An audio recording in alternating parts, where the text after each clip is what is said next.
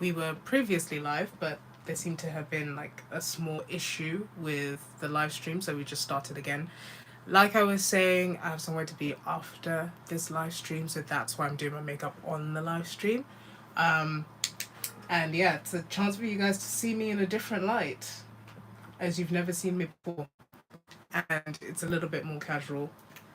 But despite the fact that we are talking about a topic that is perhaps not the most casual, but today we are talking about incels. And this topic is quite a sensitive topic because a lot of people have heard the term incel. It's been thrown around a lot in popular culture. Anytime there is some sort of mass shooting, the word incel will come up a lot online, and it will be something that people will talk about, it will be brought up on the news.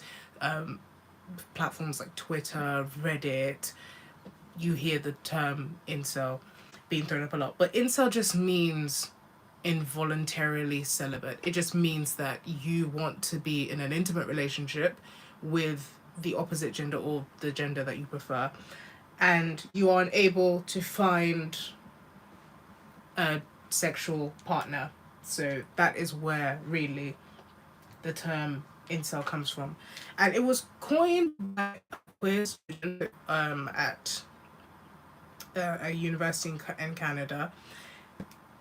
And that's how the term sort of gained popularity. It was used to talk about a lot of people, a particular type of person who holds a particular set of beliefs. It began as people who weren't able to find a mate and raised that concern, and then it began to encompass a lot of other things. And for many reasons, this topic is quite sensitive. The first reason being, uh, there have been some cases of people who subscribe to this ideology doing things that are illegal, doing things that are just morally wrong.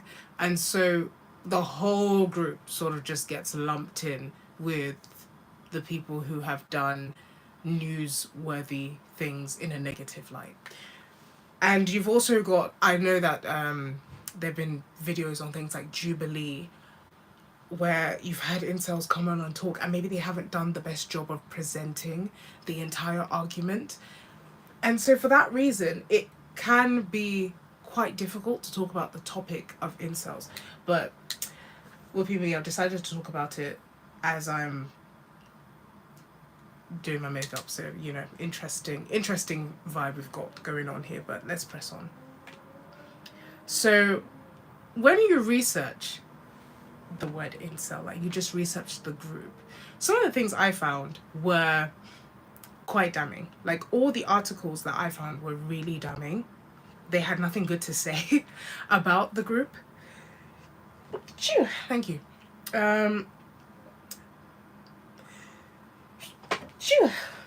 They had nothing like good to say about the group. There was nothing about incels that was inspiring, or someone had come, there was no like good thing anyone could say about them. And that's very interesting because very rarely do you have a group, unless it's a buzzword like a fascist or a Nazi or something along that lines, you rarely have a group where there is absolutely nothing that anyone can say good about them. And when you look at the root of what incels are and how they sort of came to be a group, it's very shocking that they would end up as a group that people loathe. Like, incel is a buzzword for negativity, and it's come to encompass a lot of like self-pitying, self-loathing, hatred for the gender that you can't get a date with or be with.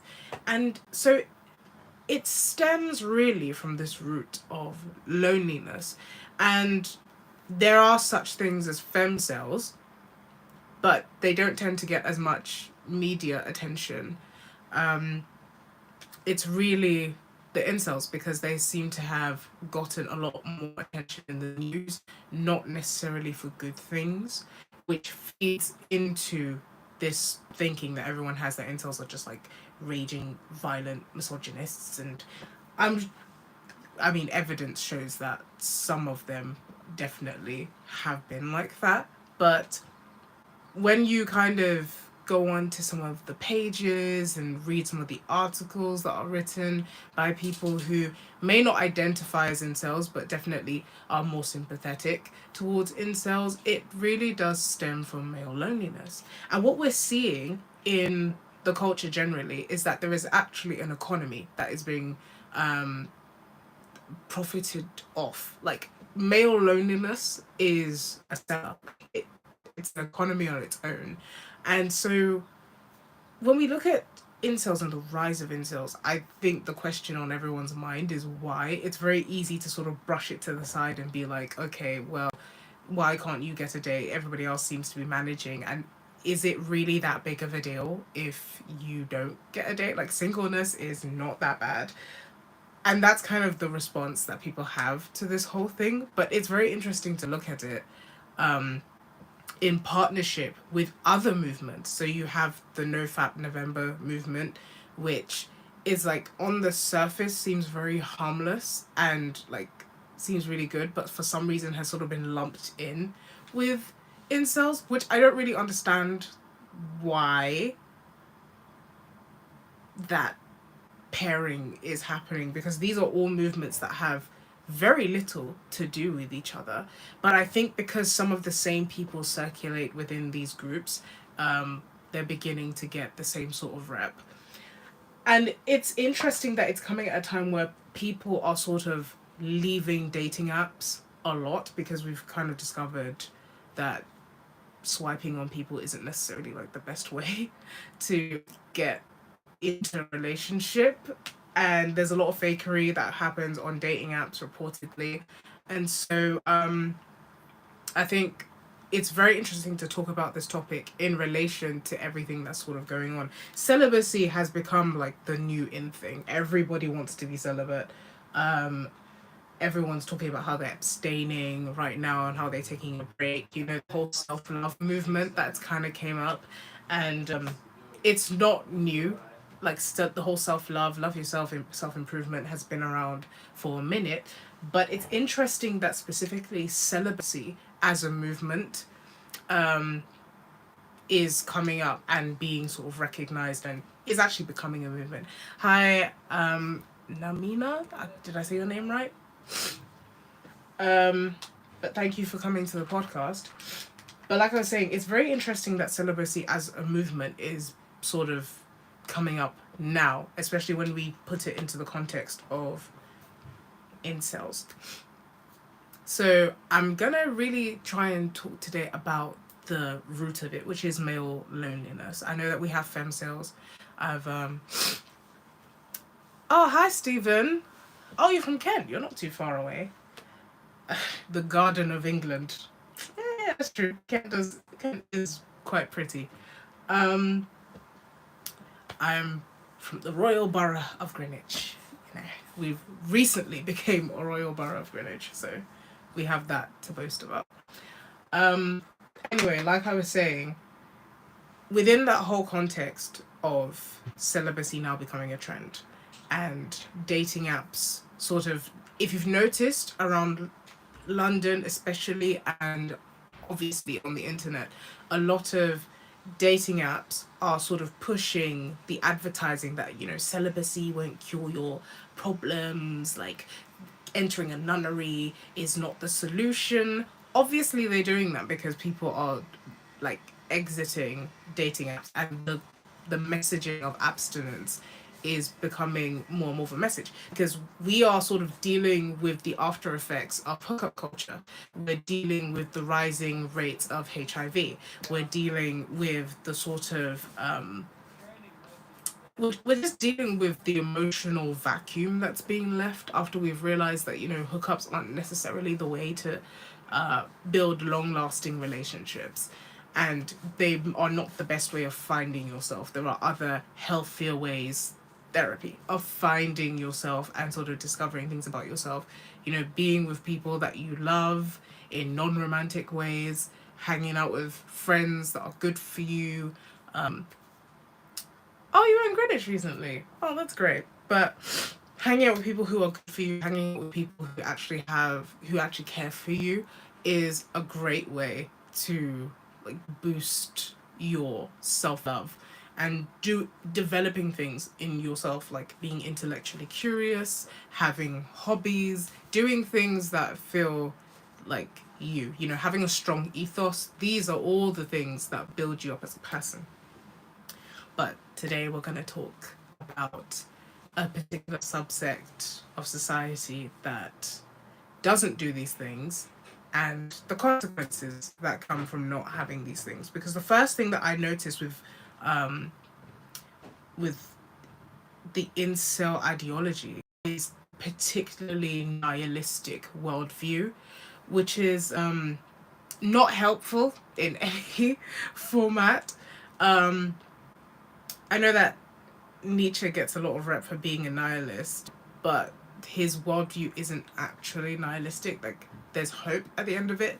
But particularly with incels, there is this belief that there is no hope, there is no way forward, there's just nothing to do.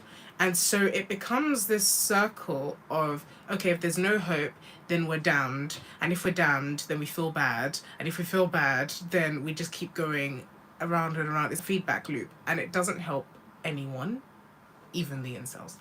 Um, so that's the first thing I sort of noticed. So if I were to look at this ideology and say, okay, what could change to make it better? Because like I mentioned before, no one says anything group. It's rare that you have an ideology that everyone across the board hates. Like, this is not something that just one section of society hates or one gender in society hates. This is something that nobody wants to be associated with incels. No one like wants to be called an incel. No one wants to have any association with being an incel. It's really just like the pit of society, it seems. And there's a reason for that. And part of that reason is because of the very nihilistic worldview. It's like there's no hope, which is not great, because as humans we need to believe that there is a way forward. We need to believe that there's hope. We need to believe that things can be done. Like, that's why we make things like plans. That's why we look forward to tomorrow. That's why we expect to wake up the next morning. We need hope. And so having a nihilistic worldview, especially for an ideology that hinges its problems on the inability to get a mate, isn't great, because that creates so many problems in when it comes to your outlook on life. But let's say what Jess is saying. I can't speak for everyone, but I found that vying for a relationship over everything shows you don't really like your own company. I agree. I feel like there is so much to singleness that is underappreciated. You have the most time in your life to be able to just dedicate to yourself and building up yourself that you do not have when you have a family, because you have people depending on you. When you're in a relationship, it's no longer about you, it's about the other person, and the other person's supposed to be thinking about you. So you don't necessarily have time to be like focusing just on yourself.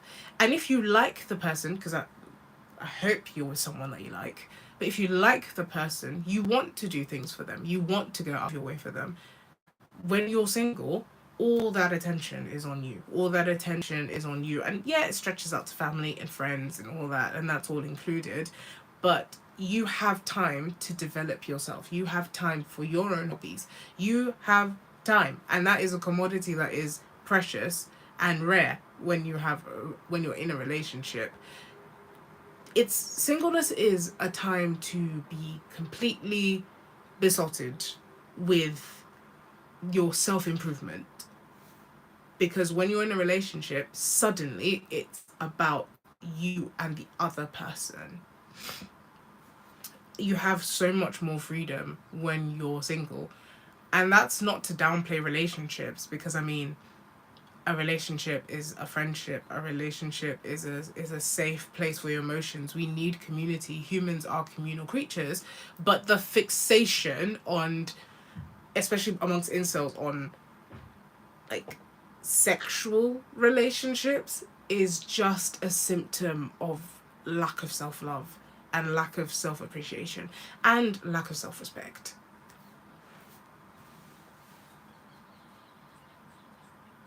Okay, let's see.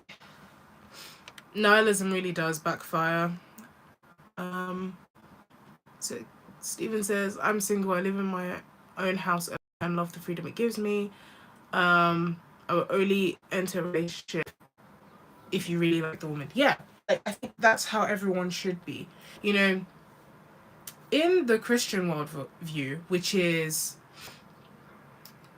the worldview that I hold to, your singleness is a time that you use to exercise complete devotion to God. This is a time that you can um you can really get to know God, you can really develop your relationship with him, like you can really move in the ministry.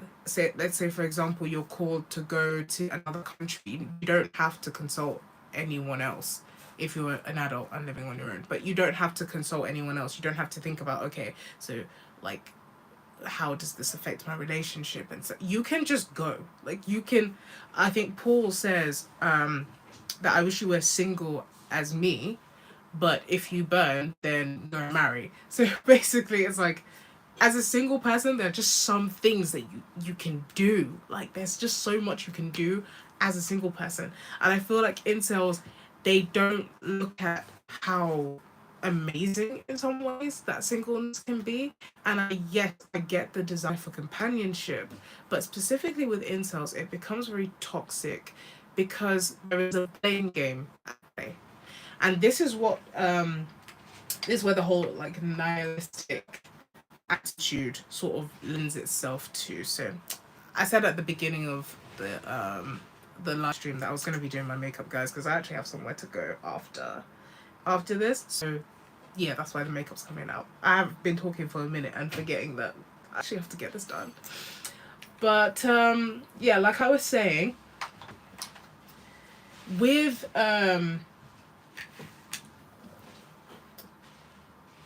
with incels, there is just this blame game at play. And I think that's what lends to all of the other aspects of being an incel that are so egregious.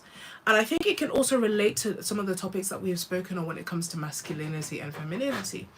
There are such things as femcells. Femcells are the female equivalent of incels. And on the whole, they have not reported as much violence or any violence at all from the femcell side. But we have a lot of reports and a lot of records of incels committing acts of violence, not just against women who are the object of their ire for not being able to date them, but also against the general public. And so, for this reason, when we look at, we can also see some of the differences between masculine and feminine, even in this terrible example, is that the masculine is more outward and more action orientated. So incels are more likely to actually do something about their circumstance. And but this is where it gets toxic, is because they're not likely to do something in the positive, because the whole ideology lends itself to negativity. They're more likely to do negative things, because when you're blaming everyone and not looking at how you can improve and not looking at how you can make the most of your situation, then if the whole world is to blame, you're going to do something against the world. And that's what lends to the particularly violent acts. I never use this particular concealer, but today I'm using it because my other one broke. And I actually love the other concealer because it's the perfect shade match. And then it's a bit off topic. And I know that the guys are just, the guys are probably confused right now, but bear with me. So let's go to like the questions as we're going along. Jess says, you also tend to ignore red flags just not to be single. That is so true.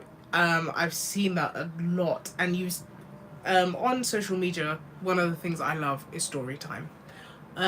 Usually it's around a specific topic, but story time in general. One of the sort of story times that went really, really viral was by a woman called, I think her name was Tessa Thompson. And she, I think so. I think so. Let me just check. But the gist of her story is that she got married to a man that she barely knew. She came and later found out that he was a felon and that he had nowhere near the amount of money that he was telling her he had. They got pregnant and then lost a child in a miscarriage due to the amount of stress that he was putting her under about finding a house. And their whole relationship was based off lies. This man was a pathological liar. But when you are so, one of the things that she said that really stuck with me is that she was desperate to get married. She just wanted to get married. She was approaching 30, or she was over the age of 30, and she was desperate to get married. And he came in like a knight in shining armor, and she overlooked everything. They were only married for a year, but she overlooked everything in order to be with this man. And that rings so true with your comment, Jess, that you will overlook a lot if you are desperate for a relationship. You will be with a horrible person, but just because you don't want to be alone and you don't enjoy your own company and you haven't healed from a lot of the things in your life that make you not like your own company, you'll be with anyone. And that story went viral. It garnered over like 5 million views and people were talking about it. I'm pretty sure everyone's heard about it. Let me just see if I can look up her name because I really.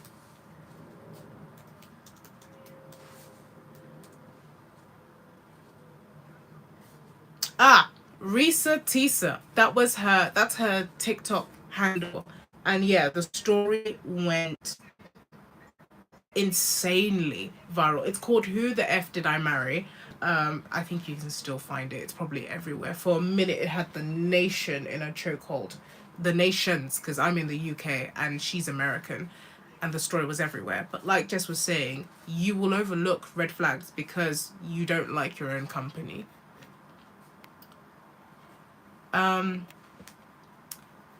So it just says using the other person as a form of escapism becomes your livelihood. It does.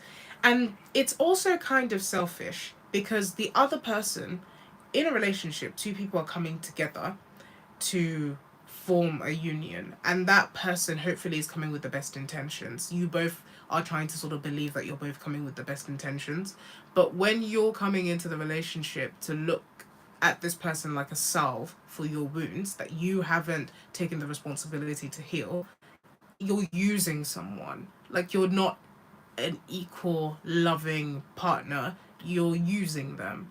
And obviously there is the intellectual argument that we can use to talk about how far our preferences in people are just us looking for things to fill the holes that we have. There's that whole argument. There's that whole argument.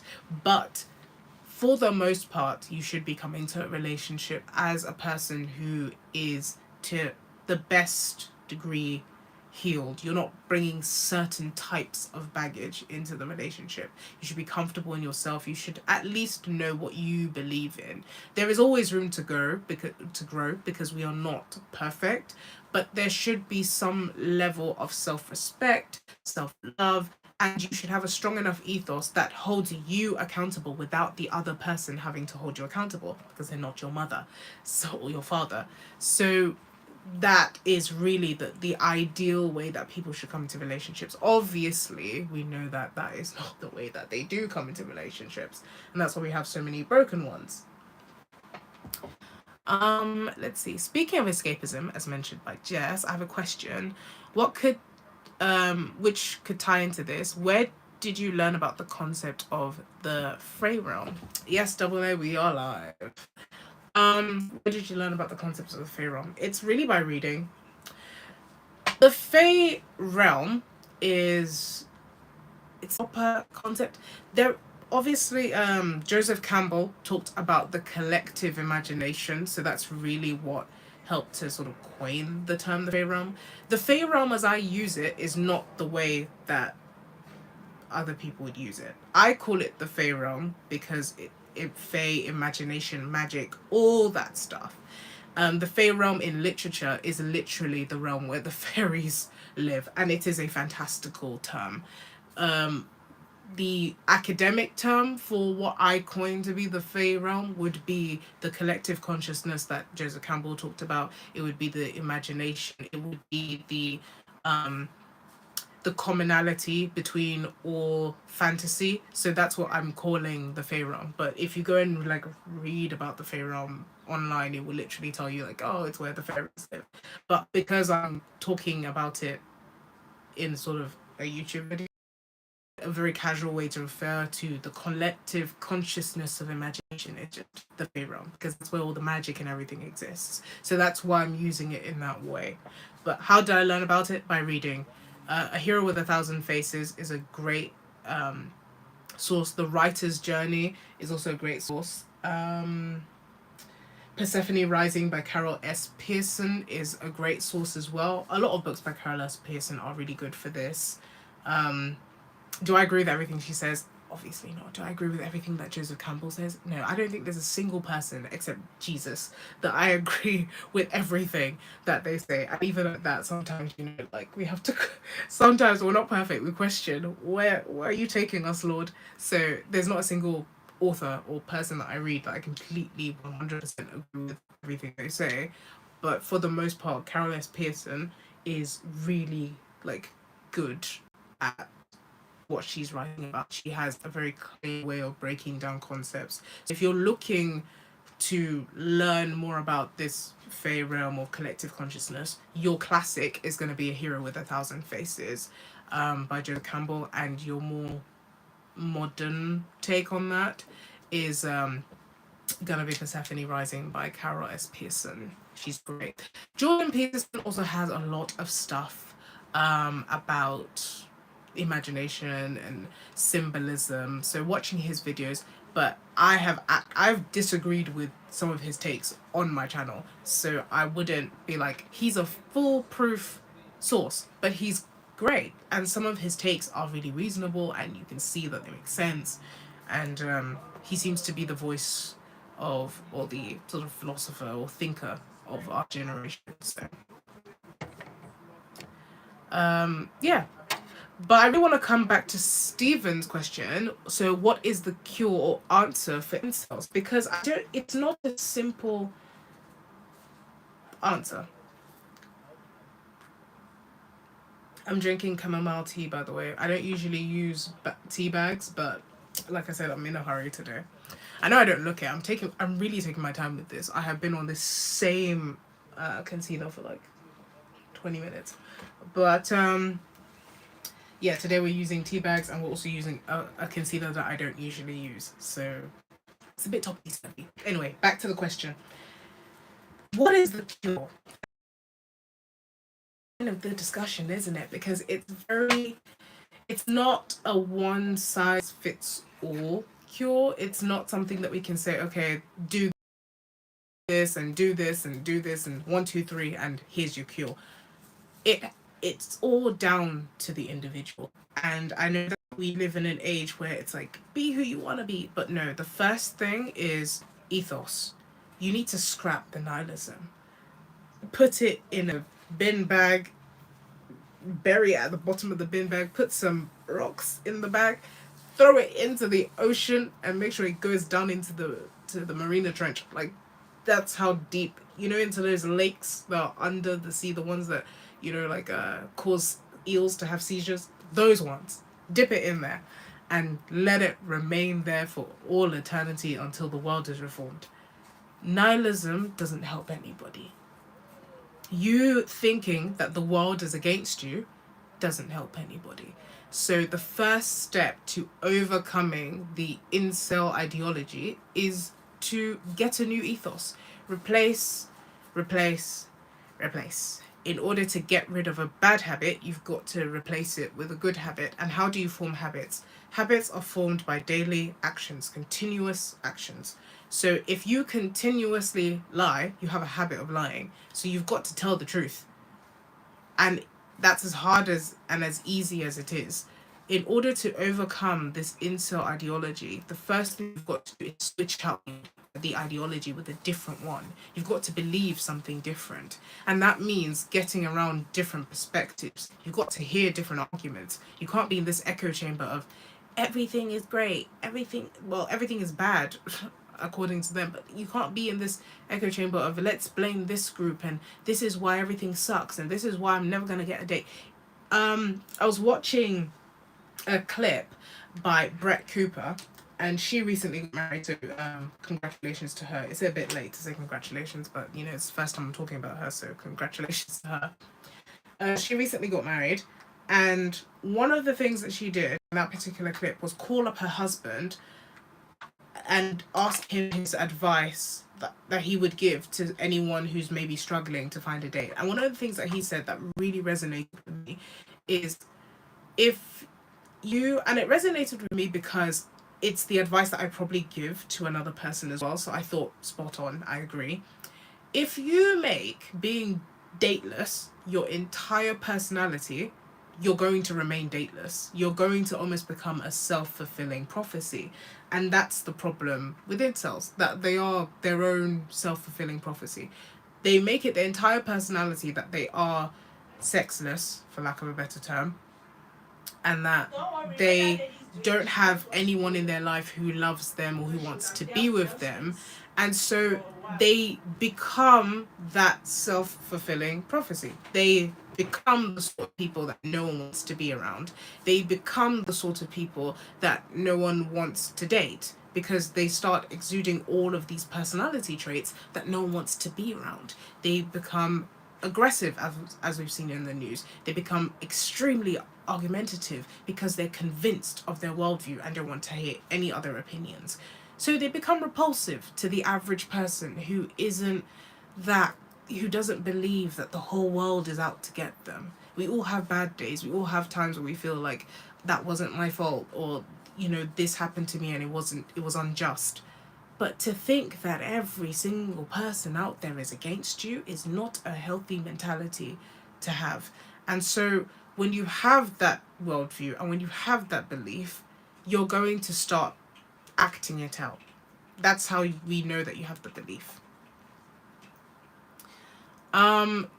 So that's the first thing that I would say incels need to do. It's the most important thing. It's also one of the hardest things to do, which is to change your worldview. It takes a lot of work. But unless that nihilism is taken away, you're not going to see any hope. You have to get a different worldview, a different ethos, because that is the foundation of everything. That's the foundation even of people who don't identify as incels. It's what you believe to be true. So the moment what you believe to be true is that you're just destined not to have a mate, and that is and to you that's the worst thing on earth, you're going to continue to be the sort of person that no one wants to be around. And I don't know why it needs to be said, but not being in a romantic relationship is not the worst thing on earth.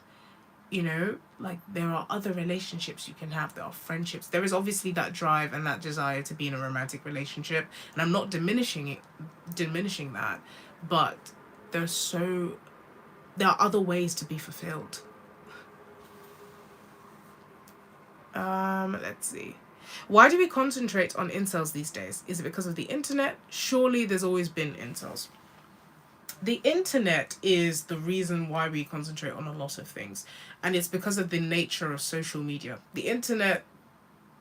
Social media more so than the internet, because the internet is very broad, but social media has become like your town square. And so anything that is in the town square is brought to the attention of everyone who's in the town square. And now your town square used to be small. It used to maybe hold a couple of hundred people at one time. But now your virtual town square holds billions of people at the same time. And so all the things that were sort of hidden in the dark corners are now suddenly thrust into the limelight, and everyone can look at them And because everyone can look at them, they also convince more people of their worldview, which is why we tend to have more of them. And so you have people who maybe would have been convinced of another worldview, or give it some time, would have just found out that there was no point of believing that. Suddenly, because of the algorithm, is trapped in this belief system because they're constantly affirming that. Yeah, they bring up examples. This is, look at this, look at that, look at this person. If this person is single and they're so attractive, then what hope is there for us? And you have all those sorts of videos and comments, and it's bombarding you because you have access to social media. You have access to the town square, and the town square is massive because it's virtual. It doesn't need a physical space, so we can all be there and we can all see it. So it's not so much that there've always been incels and that they're just popping up now because of the internet. Is that, yes, there have been incels, but because of the nature of social media, there are more incels than there would have been, and they're also louder because we can all see them.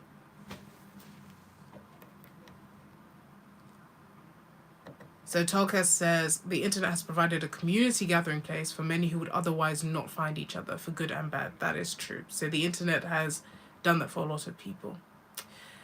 When it comes to women, put all the odds in your favor and be patient. Putting the odds in your favor means going out to meet women, talking, inviting her for coffee. Okay, so this is a talking point that I've definitely heard before.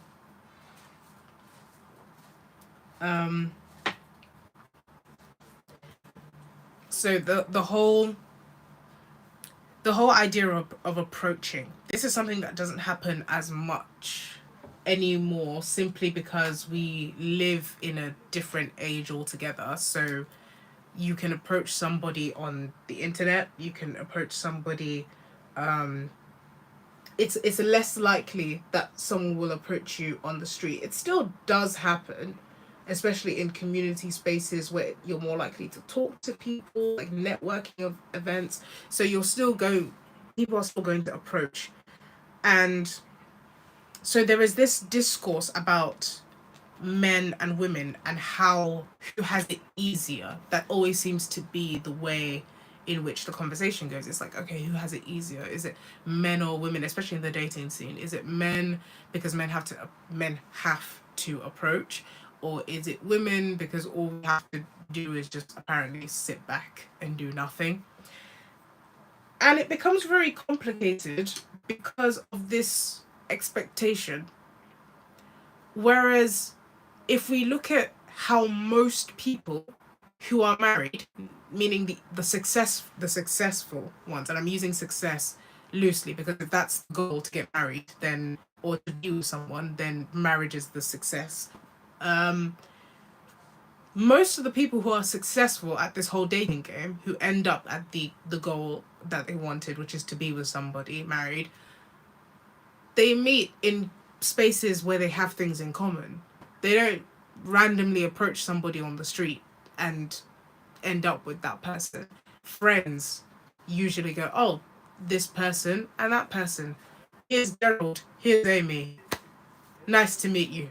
That's usually how things work. The numbers have dropped a little bit more over the years, but that's still by and large how people meet. Workplace is where a lot of people will meet their spouse. Communal events, meaning hobbies, is where a lot of people will meet their spouse.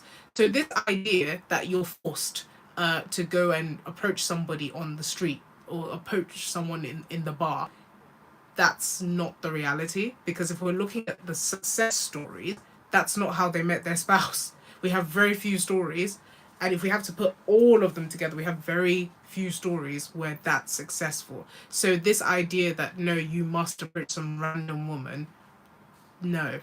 If you want to do that, by all means, go ahead. But that is not an expectation. That's an expectation that was created by pickup artists, by people who frequent certain places. Yes, within a social setting, there is, again, an expectation that you will make the first move. But if you're at work, you should already be talking to each other.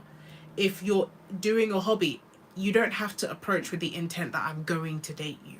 Just a simple hello, like a non-threatening hello. We both do the same activity is all right. But because there's so much of this imagined, like, roles, especially when we live in a time where the roles have been brought to an all-time low. So this imagined role and this getting all up in your head and overthinking the whole thing is part of the difficulty.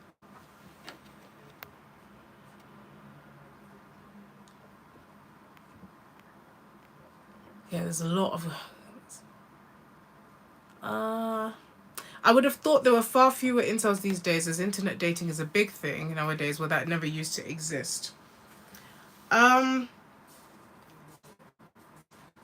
I would see how you could think that, but the thing is, the internet or social media has come with also the issue of having too much. So unlike before, there were maybe a few good looking people in your general vicinity. Like in your school, there were like a few good looking people and everybody wanted them.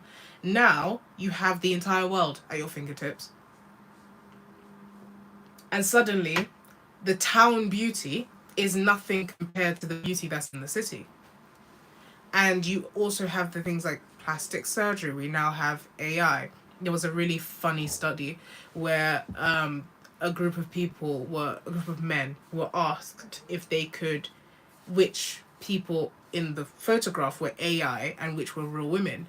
And they all struggled to tell the difference. Some of them couldn't tell the difference at all.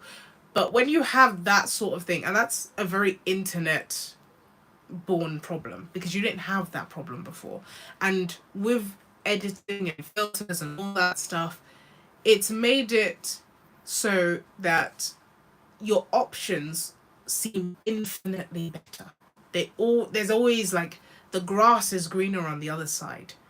And when you are not the most attractive, maybe you are not gifted in that arena, it can feel like no one is going to choose you when there are all these other options.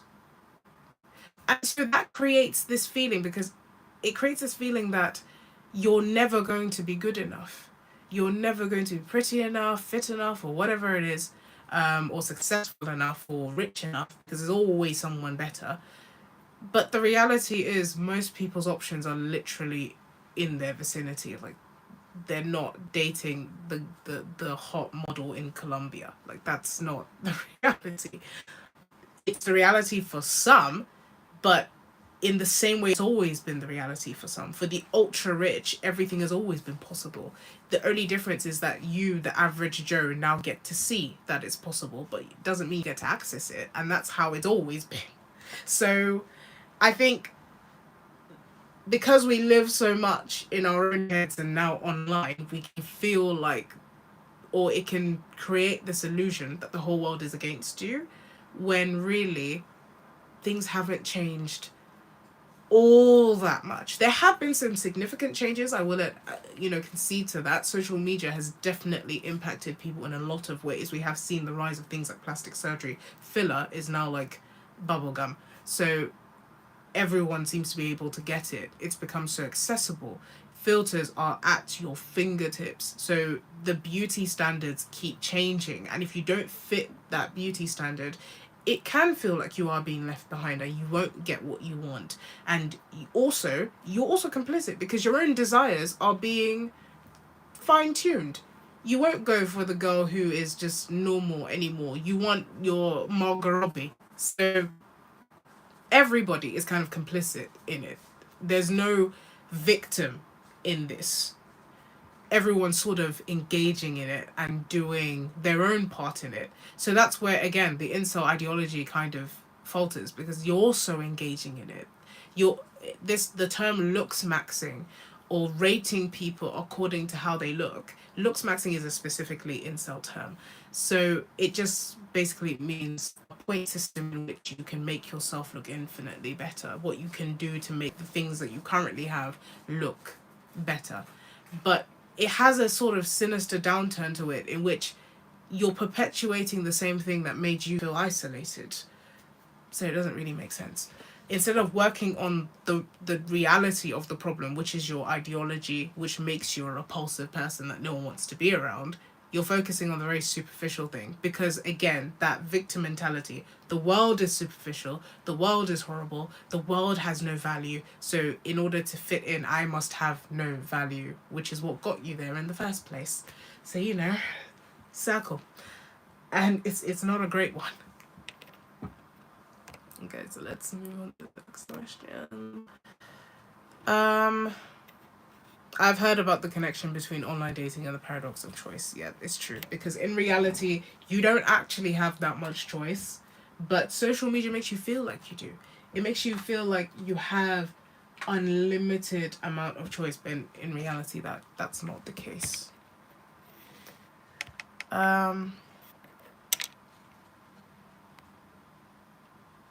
Personally, I'm at an age where it would be embarrassing to get a mate from the internet. I would never date a woman that I hadn't already met and spoken to. Yep. Social media seems to have brought out the best and worst in us in many ways. It's true. People can notice the nuances eventually with AI. That is, well, it's true at the moment, but a lot of people don't seem to be able to notice it on the more advanced ones. I watched a video where they were talking about the upcoming AI beauty pageant. Some of the pictures look reasonable, especially the ones that are less airbrushed and maybe have a human reference, like an actual person that they're referencing. But for the most part, the fact that people struggled to tell the difference between a human person and an AI model was quite shocking and a bit scary. Just the struggle alone was eyebrow raising, for one. There's a one YouTube channel who calls his channel Never Give Up. He's not conventionally handsome, yet he won the sympathy of one of his viewers, who he eventually got married to. So social media can be used for good. Yeah, social media can definitely be used for good, and stories like I know the person that you're referencing, yeah, his story captivated a lot of people, and he is by no means handsome, attractive, even good looking. He is by no means an attractive person, like physically, but attitude wise, he's attractive, way more attractive than some of these people who are conventionally attractive. And the reason for that is because in the long run, it is the character that will stand the test of time. But the problem with being an incel is that you don't have character. And you don't have looks either. So there's, well, reportedly, according to what they're saying. So you have nothing for anyone to hold on to. So why do you believe that someone should be with you?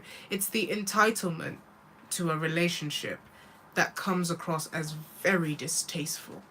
So because no one's entitled to a relationship, you can't force someone to be with you. Like, that's not ethical, and it's not reasonable, and it doesn't give you that feeling of pleasure, that of knowing that someone looked at you and saw who you are and said, I want to be with this person. So this is the sad thing, because I don't think it's funny. I think it's a sad thing that you could believe that about yourself, that there is no hope, that there is no way forward, and because men are or have more masculine energy, and because of that they are more likely to express it outward, it comes out in these very violent acts.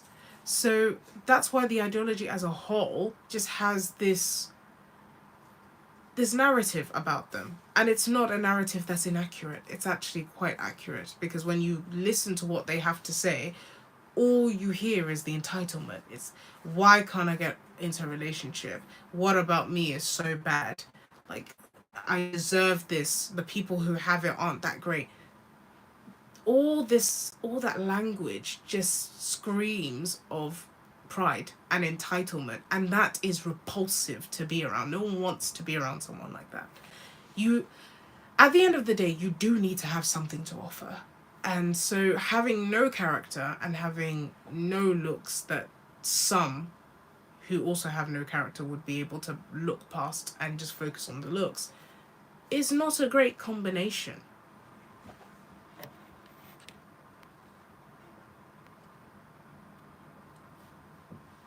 So, wow, everyone's doing a poll. So Double A says, let's do a little poll. Shall everyone in the chat say if they're single or taken, so we all know where we stand?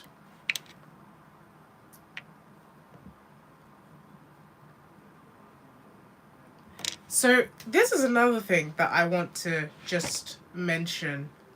Jess brought it up where she says, I've met men who aren't conventionally attractive by societal standards, but their confidence and character make them attractive.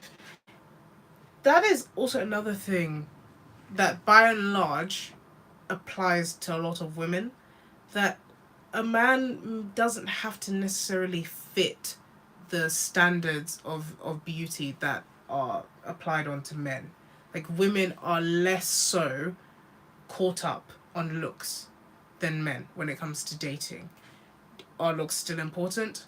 Obviously, but women tend to be less caught up when it comes to looks. And also, there's a phenomenon that you can become more attractive in a woman's eyes over time if you display the right characteristics. She'll begin to see things about you. And that's why there's all those jokes about, oh, when a girl shows her friends the picture of her boyfriend, the friends are always like, ew. And she has to almost make that statement of, he's more attractive in person, or he's a great person, or just make excuses for why she's with him. These aren't really excuses, but just in quotations.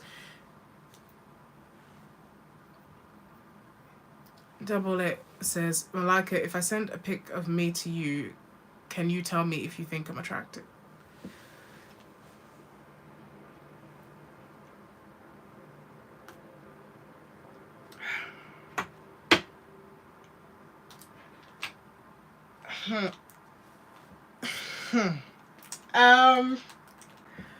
Do you really want to do that? Look, at the end of the day, if you think you're a stunner and you act like it, because it's one thing to say that you think you're attractive and then you act like you don't. That is very telling. It's not that I'm saying no, it's just that I don't want to say anything that would rock your confidence in yourself. Like, that's what I'm saying. You're welcome to do whatever you want to do, but if I don't give you the answer that you're looking for or that you think I should give, then yeah. It's not a cop-out, it's a safety warning. Because I'm going to be Malaika. I'm going to be honest. So it's not a cop-out. It's for you to think about whether you want that. And also, it's not a cop-out in terms of what I was talking about. Because, oh, you retracted the statement, but I'm still going to talk about it. Because when it comes to how you view yourself, it has everything to do about how you portray yourself to the world. If you think you're ugly, like how a lot of these incels believe themselves to be, you're going to be ugly. Because you're going to dress in a way that's unflattering. You're going to speak in a way that doesn't present you at your best. You're going to behave in a way that is repulsive because you believe that you are repulsive. If you think you're attractive, you may not be the standard of beauty, but you'll dress up a bit. You'll feel yourself. When you feel good about yourself, you wear colours that bring you out a bit more. When you feel great about yourself, you do hairstyles that make you look nice. So at the end of the day, how you feel about yourself is very important when it comes to how you portray yourself to the outside world. And that is why the ideology of incels is detrimental only really to the incels, because you feel like nihilistic about yourself, you feel nihilistic about your prospects, about the world, and so you show up to the world with that attitude, and it's not surprising that no one wants to be with you. So, would you do it though if I insisted? Yeah, sure, I would. You can send the picture if you like. That was just a warning to to you, because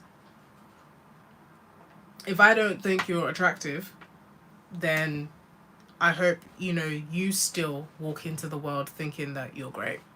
So, are you single? Yeah, guys. I mean, I've said this multiple times. My only relationship at the moment is with the Holy Spirit, and it's going to stay that way for the foreseeable future. I'm a firm believer that you need to live a bit. Like, you need to get to know yourself. You need to get to a certain place, and there are certain things that you need to have in order, for me personally, before you're in a relationship. Some people can get into that earlier if they have those things in place, but I don't have them personally, so I'm single. But when it comes to this, the way that you show up in the world, it's very important to have that belief in yourself. And that's where, again, everyone sort of just, everyone grates against this incel ideology, whether or not they sympathize with it. Because I've tried to find articles online of people who are slightly more sympathetic. The book of Boys and Men, that's by Richard Reeves, is quite the sympathetic book about the plight of men in general, and it does briefly sort of touch on your sort of incel types, your more extreme types, and why things like that come up. When I read the book, I found that it didn't really get to the root of the problem. It sort of talked about the problem, but they weren't really we didn't really get to the root of the problem. And once we haven't gone to the root of a problem, we don't really get proper solutions to the problem. The root problem is an ideology problem. It's a false way of looking at the world. And because there's no truth, there's no fundamental truth in the ideology, it falters at every step. And it just relies on the self-pitying circle to continue going. It's not because the ideology is true. It's just because everybody in it has been convinced of their own emotions. And yes, how you feel is valid, but there needs to be an underlying truth to what you believe. So Ben says, I got married relatively young. Your advice is spot on. Thank you. Wow, we have somebody who's in there telling me I'm right. Wow, beautiful. Double A says, well, that's good since I'm 21. I still need to live a bit before throwing myself into the deep end of dating. Yeah, I mean, who are young, and because they've got certain things in place, they're dating, and I don't think they're wrong for doing it. It's just that you need to know for yourself, like, what is the right time to engage in that behavior. If you are not showing up for yourself, you're not going to show up for another person. And I don't mean that in a selfish way of it's about me, and there's no one else. But even in the relationships that you do have now, the friendships, if you can't show up for your friends, you're not going to show up for a partner. Like, you practice, like, it's your habit. You may show up for those first couple of months, but then give it time. The moment you get comfortable, just like when you get comfortable with your friends, you're going to fall off the bandwagon. You're going to become a terrible partner if you're a terrible friend. So it's about habits. Do you believe in dating for experience? No. No, I don't believe in dating for experience. So, yeah, that's it. I don't believe in dating for experience because humans aren't experiences. They're humans. So I don't believe in playing with somebody's emotions for my experience. Like, that's just me though.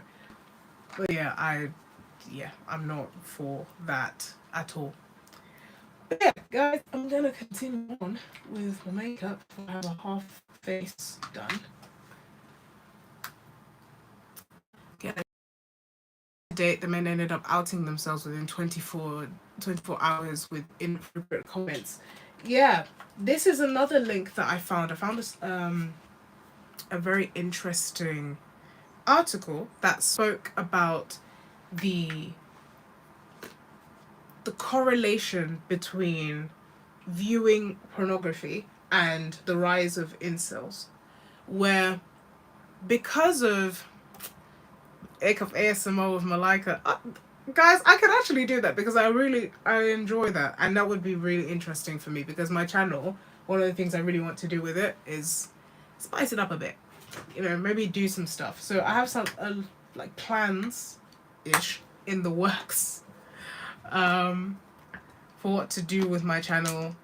Maybe we could leave this room and go to a different one, just change it up because I'm a very dynamic person, and so if I am stuck doing the same sort of thing over and over again, it kind of, no, it gets on my nerves because that's a bit extreme, but it feels stifling. So we'll see. We'll do a little change up and see how it goes. Obviously, guys, don't worry, I'm not going to switch up on you and become like I don't know, what could I become that would really shock you guys? Just tell me in the comments. What could I do that would really shock you? Yeah, I do change my hair frequently, and I am going to change it again soon, hopefully. Because this is my real hair. I have locks now. Anyone who's followed me for a really long time will know that I spoke about getting locks before I got them, and will have probably seen the transition. But I'm getting braids over these because I want a new look, and I think I've mentioned before, one of my friends is getting married soon, so I want a new look in time for his wedding.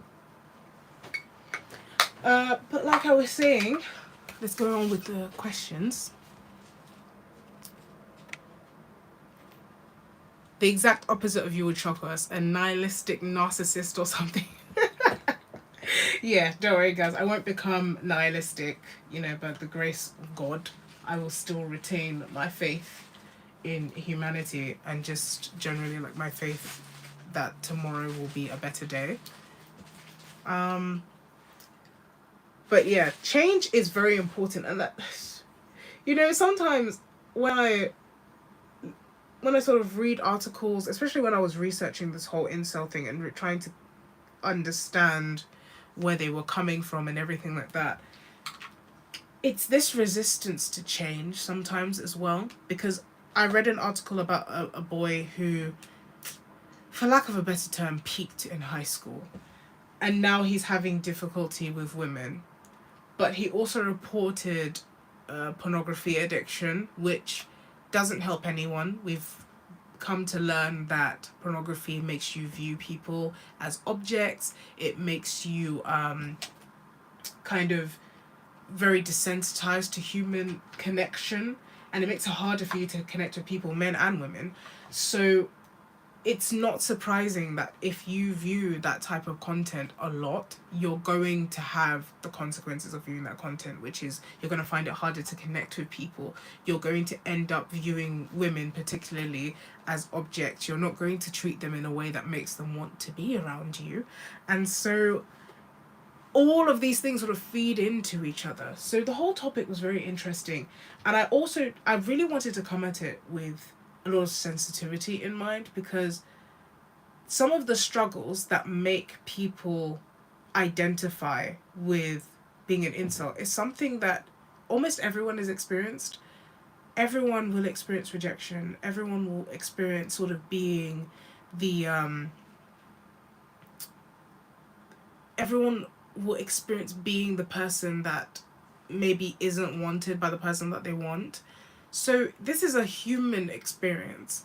And what being an incel does is that, or what being an incel or femcel does is that it isolates you into thinking that this experience is for the select, unfortunate few, when that's not true.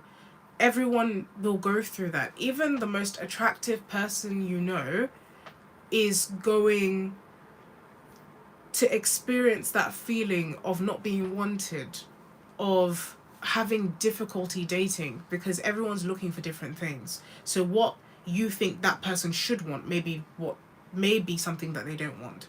So everyone is going to go through that. But what the community of incels sort of tell each other is that no, this is something only we go through, and the whole world is against us. Everyone's ganging up on us, and especially when it comes to incels, especially women are ganging up against us. They don't want us. They don't see our value. They don't. They just want superficial things, and they hate us. And that's not the truth. But if you believe that and you approach the world with that mentality, then you're going to show up that way, and you're going to continue to get the reaction from people that is that is just disgust. Like, no one wants to be around that kind of energy. So if you're putting that out, hi Shia Princess, hello.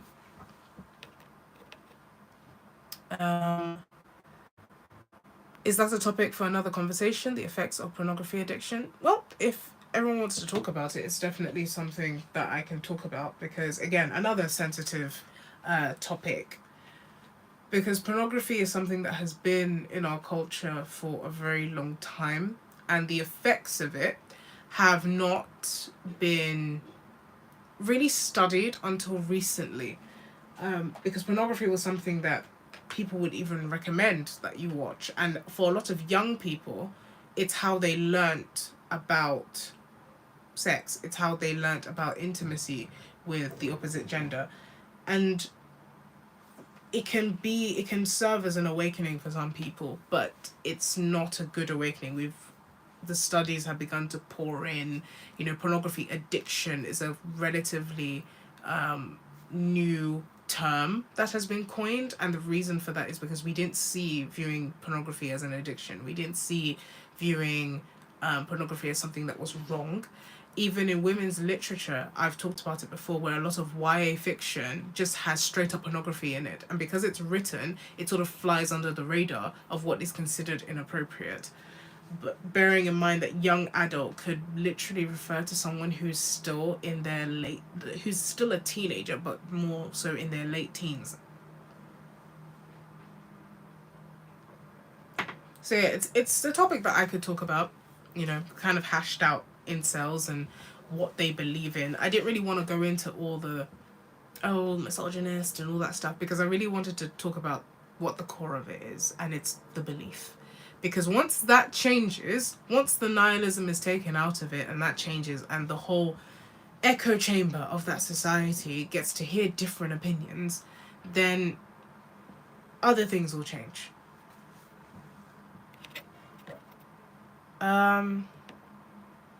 It sucks that high school never educated people about pornography, even though they had sex education. It's infuriating. But like I said, a lot of schools and a lot of people didn't know the side effects of pornography. The conversation was purely from the moral standpoint. It's only now that we're beginning to learn about the psychological impacts, and for that reason, it wasn't a point of discussion in schools. But perhaps it may become a point of discussion now, as we've begun to learn about how damaging it can be, and what it does to young men and women, and how it makes them view themselves and other people. Double A says, let's also remember attractive people turn 40 and they don't look like that person anymore, so it's better to fall in love with the person, not the countenance. 40 is young. I can't believe I'm saying this. I sound like my mother now. But yeah, they keep, sorry to break it to you, but they keep looking like that at 40. Yeah. Sometimes they get even more attractive. But I get the spirit of what you were saying. It's the person, because you know, maybe when we're in our 80s we don't look so tough, but yeah, 40 is still young, you know. 40 is still, you're still pushing, you're still fighting. So, and some people age like fine wine, so it's not everybody that looks terrible at 40. But what you were trying to say, I guess, is that it's better to fall in love with the person, which is true, because the most attractive person that you know, the moment you've known them for long enough, and it's this, the theory is that we are all living in a state of deterioration. So it's a very scientific theory where, and it's factual as well, that everything is deteriorating. Like, if you leave something on its own without maintaining it, it's going to deteriorate and it's going to break down and become unusable. So, same thing with humans, we age. And our minds age, and all those, like, we are constantly in that state of breaking down. Our cells do it all the time and they renew themselves. And so part of the scientific reason for death is that our cells have no new information and they don't renew themselves the way that they did when we were younger. So for that reason, when you are with somebody, and that doesn't have to be in a romantic relationship, when you're just around someone, familiarity creeps in. So even if you had a lot of reverence for this person, the fact that you know them and you've known them for a long time, meaning that you've seen their flaws, they're not going to look as attractive to you as when you first saw them. They're not going to look as impressive to you as when you first saw them. They could be stunning, they could be amazing, but they're just, in your eyes, they're not going to look as breathtaking to you, because we're constantly in that state of just decaying. And I don't mean that physically, I mean like you're just becoming familiar with the person, and so that awe is not sustained. And that's why relationships also have to be sustained, because you're going to get comfortable, you're going to become complacent, and you're going to fall apart if you don't keep the fires lit, basically. Okay, I see this question. Who is your ideal man? And don't tell me it's the Holy Spirit. Oh, you took away my answer, because I was about to say Jesus. I was about to say Jesus Christ is my ideal man. But since I can't, and you know, the Bible says that we are the bride of Christ. So, but since I can't say that, because you've nipped me there, and just to answer your question, Double A, I'm 24. But just to since you've nipped me there with that, and don't tell me it's the Holy Spirit, my ideal man. Ben Tolkien says Henry Cavill. No. He's a very attractive man, but would I say he's like my ideal man? No, I wouldn't say he's my ideal man. You know? Okay, I have like, what is my ideal man is really just someone who is like, I'm friends with, like someone who's a good friend. That's my ideal like man. Someone who I can laugh with, someone who is good at banter. Oh, I can't be with someone who can't banter. Like, we have to go back and forth. That means they also have to have a strong personality, but quieter than me. So someone who's maybe a little bit more like on the quieter temperaments, because I'm a very fiery temperament sort of person. So maybe someone who's on the quieter end, someone who's maybe on the softer end. Definitely someone who can banter. So yeah, witty. Someone who reads or is open to reading. So my ideal man is intellectually curious. I'm not saying he's like a dark academic. I'm just saying that he's willing to learn and he's open to trying new things. And he's someone that I admire. Because one thing I've learned about myself, I cannot be with someone that I do not admire. If I don't admire you, yeah, it's just, yeah, it's not gonna work. And you don't have to be like a super impressive person. You just have to be someone who like is really kind. One thing I love about my ideal man is a kind man, like a kind man, and I don't mean that he's your nice guy, like in that way that he's only nice to get what he wants. I mean that he's kind to people, like he has a heart for people. He's compassionate, so it doesn't matter who he's with. You could be someone that he's not great friends with, or you could be his close friends and family, and he's just kind to you. That's just his disposition. That's my ideal man. I like someone like that. Um, and that's what I systematically fall for, guys. So that's why I can say that that's my ideal type. Looks wise, I'm gonna keep that to myself.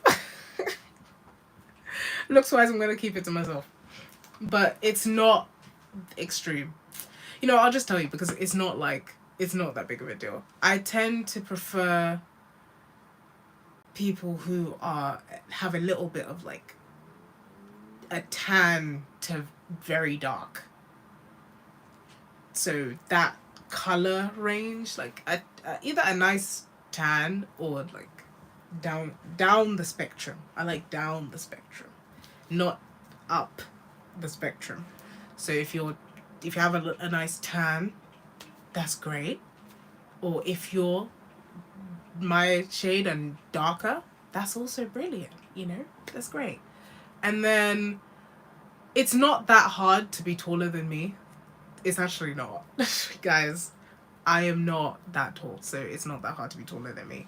But yeah, looks wise, I'm very sparse with it.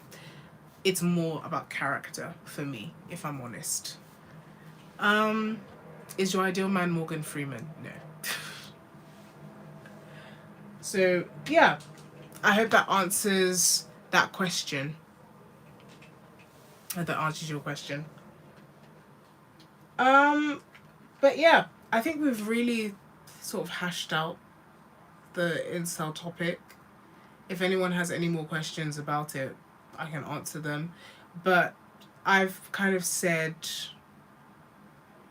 I've kind of said like what I really wanted to say about that. And like I was saying before, I have a lot of sympathy for people who identify as incels. I can understand where that feeling comes from because I understand the things like social media having an impact in how people perceive looks. I understand the way that society's expectations can sometimes feel really heavy. But what I think is inexcusable is to take these things that can be overcome and act like they're a mountain. You're sort of making a mountain out of a molehill. These circumstances can be overcome, and really, what it is the repellent attitude that makes it hard for these men and women on the femcel side to find someone to be with. It's the lack of really wanting to um to change yourself. So let's see. Give me a good starter to meet my first girlfriend.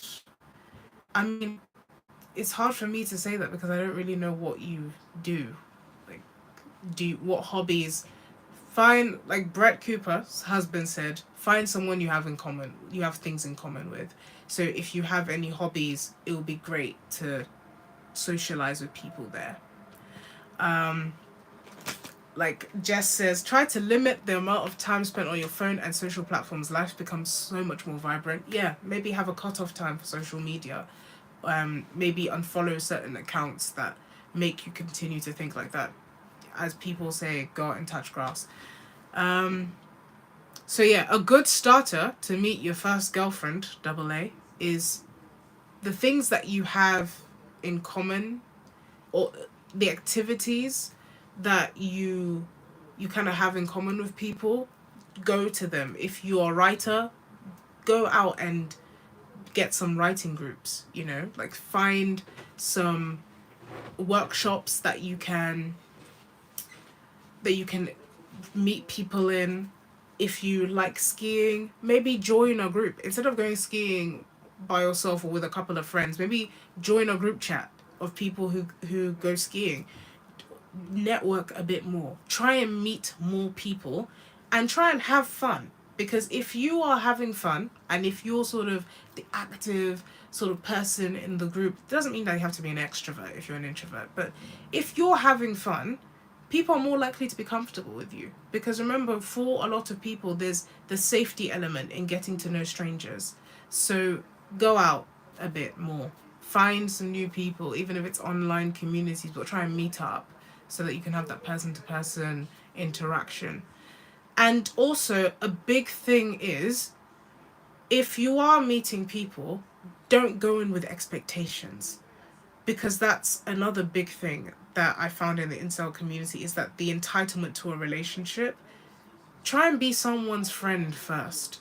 You don't have to be their best friend, so you get lost in the friend zone, but try and be a friendly person so that there is that trust and there's that desire to want to get to know you more and develop something from there. Because when you go in with the, oh, I just want to be in a relationship with you, it can come across like you don't want to get to know them as a person and you're only interested in what they can offer you.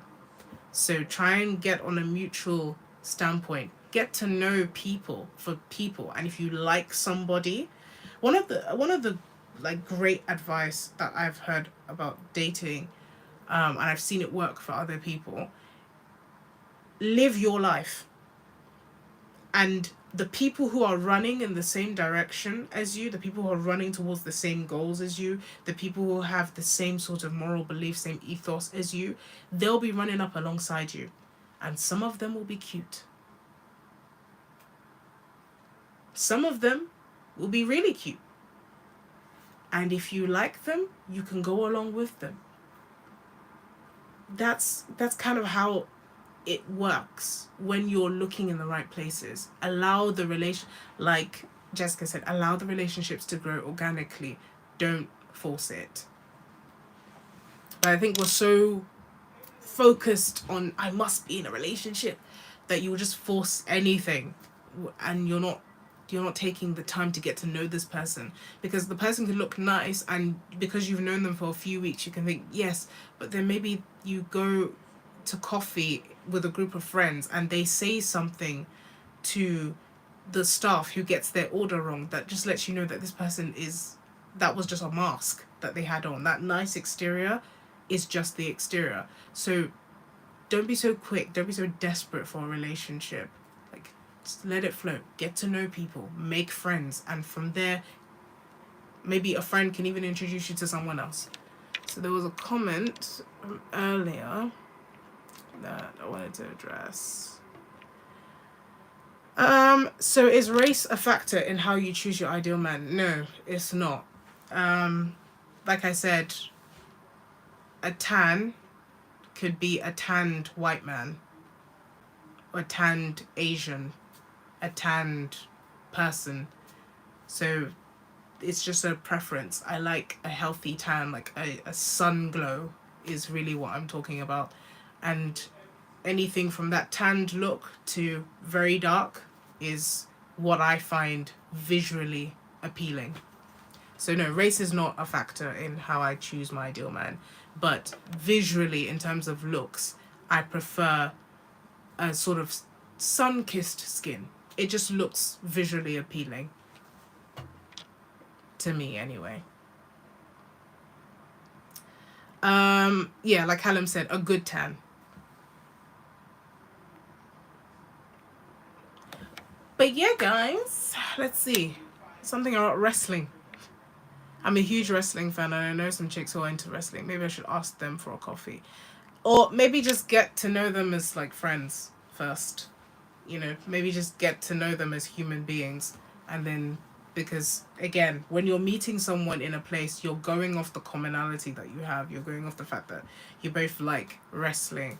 So maybe just meet as friends and then see how it goes first. Because if you have that in mind, that, oh, I want a relationship, I want a relationship, the person is gonna pick up on that.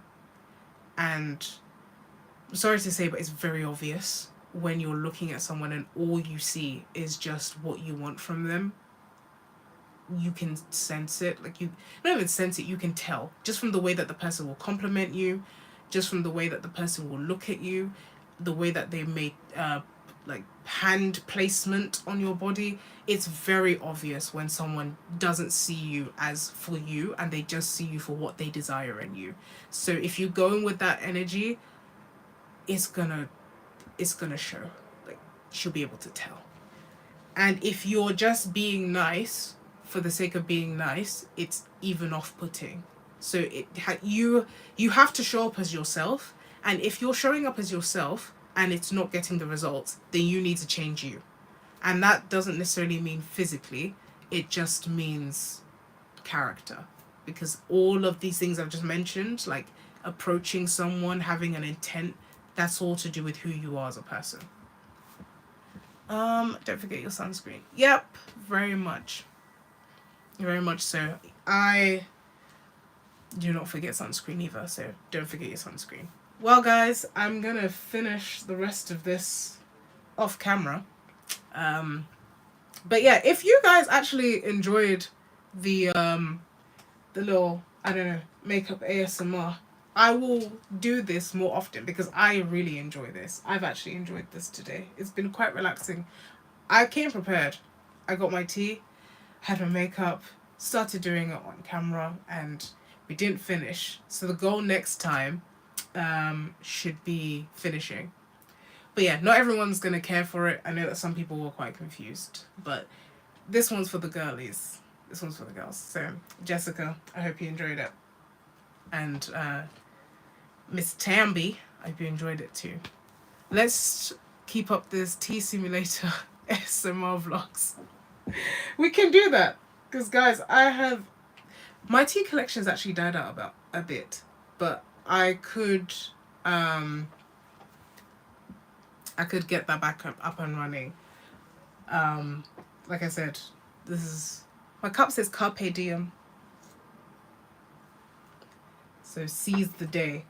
That would be my advice to incels. Seize the day. Seize the opportunity to be, like, present in your life. Seize the opportunity.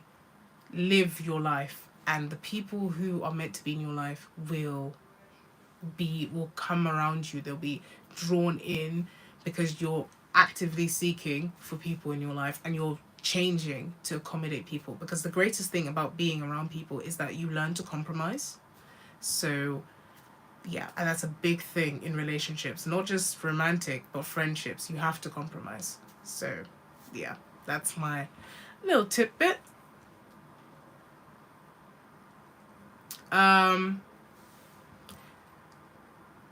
Double A says, try to see dating as a game rather than a challenge. Yeah, I don't know about that one.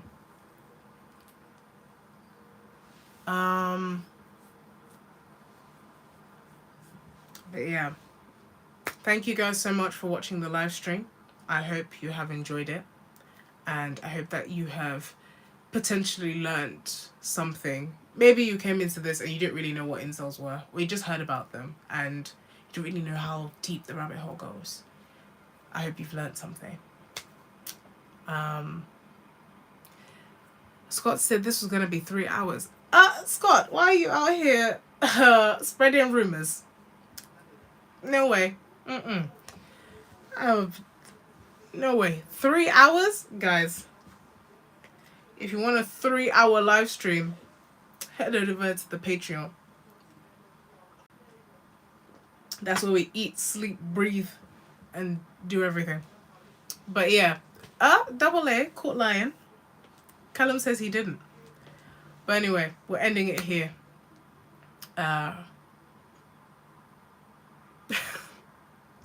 ending it here regardless. Thank you so much, guys, for watching. This has been really enjoyable. I hope that you have enjoyed it as well. This has been the Malaika Writes channel. See ya.